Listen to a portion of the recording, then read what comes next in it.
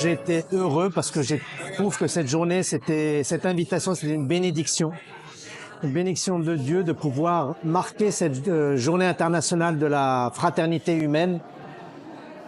Notre humanité souffrante en a tellement besoin que ce n'est pas juste un symbole, mais c'est un appel à agir autour de nous, mais aussi à témoigner de l'importance de cette fraternité dans nos traditions respectives. Dans le christianisme, bien évidemment, à travers la personnalité et le modèle christique, mais aussi à l'intérieur de l'islam, à travers la personnalité et l'éthique mohammedienne du prophète Mohammed. Bon. Alors la chose qui m'a plu ce soir, c'est premièrement de pouvoir retrouver dans les représentants des différentes religions ici présents, et à travers les questions qu'ils ont posées, l'attention qu'ils ont faite aux propos que nous avons divisés, que nous avons présentés. C'est que pour eux, ce n'était pas seulement une présence passive, mais c'était une présence participative. On voit que ce sont des gens qui vivent déjà cette fraternité ou qui s'efforcent de vivre cette fraternité dont on parlait aujourd'hui.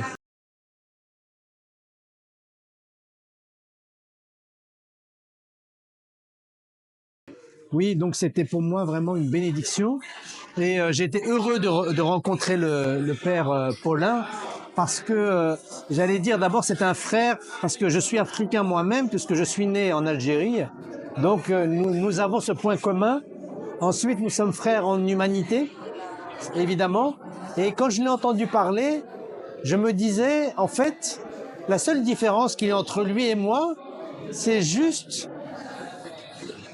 une religion, une forme. Mais on sent bien que le fond est exactement le même. Il y a une volonté pour que nous soyons tous frères. Frères en Dieu, frères en humanité. Frères aussi parce qu'on a besoin l'un de l'autre dans un moment qui est difficile. Donc oui, mais ce qui m'a le plus plu chez le frère Paulin, c'est qu'il est congolais d'origine, et que malgré toutes les tragédies que traverse le monde et son propre pays, il continue à croire dans l'homme. Et ça me touche beaucoup. Je vous remercie. Et la chose qui m'a le plus plu dans la présentation de Ahmed, c'est la personne, l'émir Abdelkader. Retrouver que un siècle avant, plus d'un siècle avant, on peut avoir ce modèle qui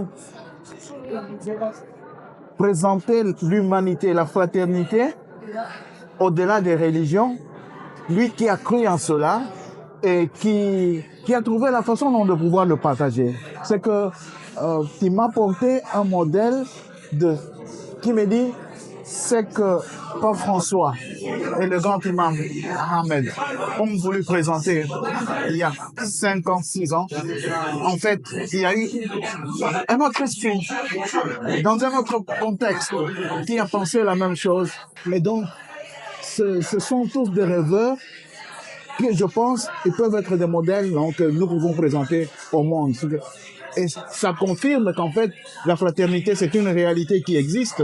Et je pense que peut-être, en plus de l'émir Abdelkader, chaque tradition peut trouver, si on commence à chercher, on peut trouver d'autres images.